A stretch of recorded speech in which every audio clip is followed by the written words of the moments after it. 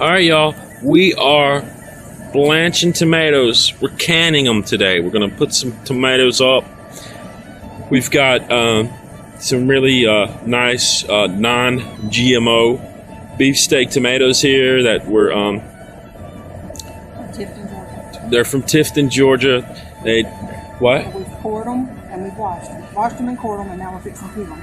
Okay, I don't know if you heard her, but she said we washed them, we cored them.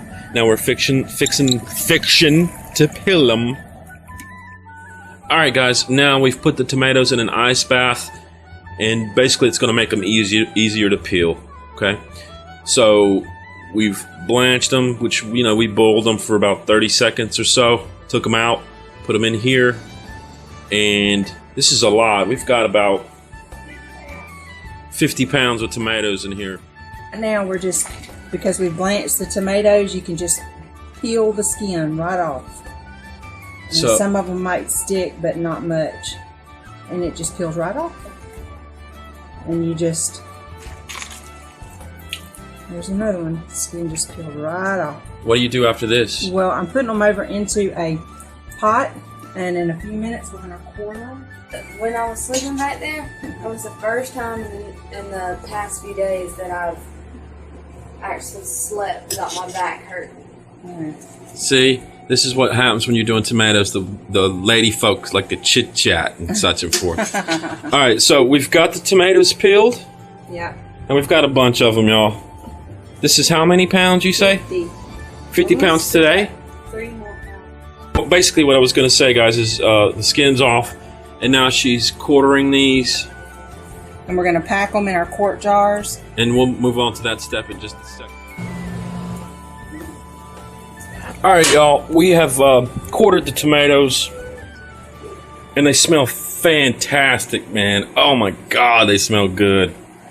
I've had a couple while we were here. Now, what? Show me the product that you have here and what you're doing with this. Right now, I'm putting a half a teaspoon of citric acid, which is a ball product, in each jar. Each jar. I've already put a teaspoon of salt in every jar. Now, this is according to the Ball Blue Book of Canning, but you can use a half a teaspoon of real lemon or fresh lemon juice. Understand that you need to clean your jars. You need to wash them, sanitize them as best as possible.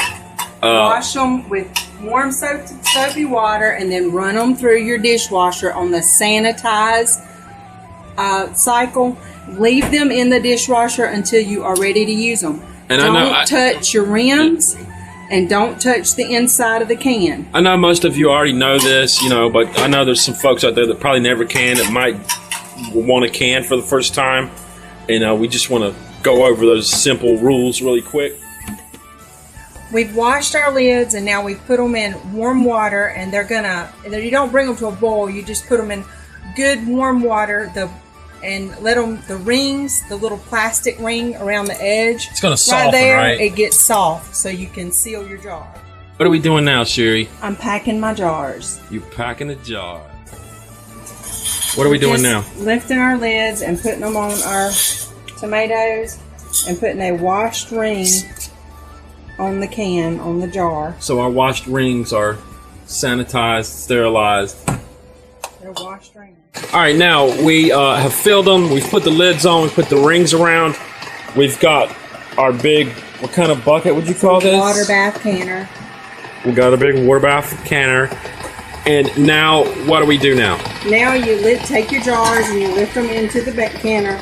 You need to make sure that they're covered with the water down into the canner. You also want to make sure that you don't have too much water in here so it will overflow. And how long does this go for? It needs to it needs to process for 40 minutes. So does it need to boil? Bye-bye. And you need to leave it at the same temperature. It's going to stay at the same temperature. Will this boil? Yes, this will boil. A vigorous boil or a slight simmer? A rolling boil. Slight simmer. A rolling boil. Okay, this is what's going to sterilize everything, y'all. Okay, it's been 40 minutes. And we are going to go ahead and pull these on out of here. Hon, you need to use some sort of mitten I don't think you're Superwoman. Or you could be Superwoman. Are you Superwoman? I don't know. I can't get the darn mittens on my hands. Oh, you're so patriotic with your red and blue. Alright, you're going to need to move out of the way because these have to be put on the... Alright, tell us what instrument you're using now. This is just my can lifter. Alright guys, what we're going to do is basically go ahead and pull all these out of the water now. And just let them sit here. And what happens when they sit here, babe? They cool, and as they cool, they seal. The pressure inside will automatically, as it cools, suck all the air. It'll want to suck air into the jar, and as it does that, it will actually, you'll hear the lid start to pop. That means they're sealed.